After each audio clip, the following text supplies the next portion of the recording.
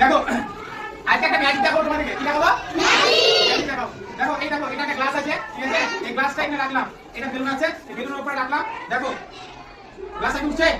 উঠছে কি? উঠে না, উঠছে? উঠে না। তুমি একটা জিনিস করবো, এটা উঠে যাবে, ঠিক আছে? এই নাও।